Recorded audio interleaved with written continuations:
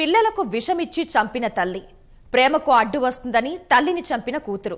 ఇవి ప్రస్తుతం సమాజంలో మానవ విలువలు నశించాయని చెప్పే ఘటనలు. ఒకవైపు మానవత్వం ప్రమాదపు అంచులోకి వెళ్తుంటే ఈ శునకం మాత్రం తన మాతృత్వాన్ని చాటింది.